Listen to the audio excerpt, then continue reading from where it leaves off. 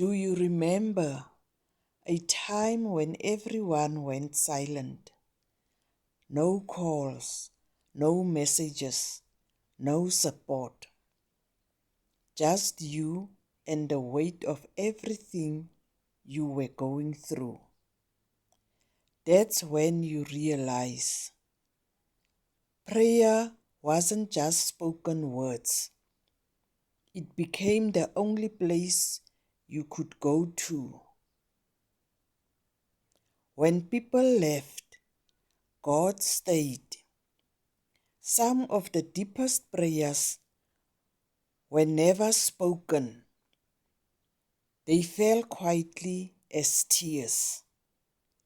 No perfect words, no strength left, just pain flowing freely.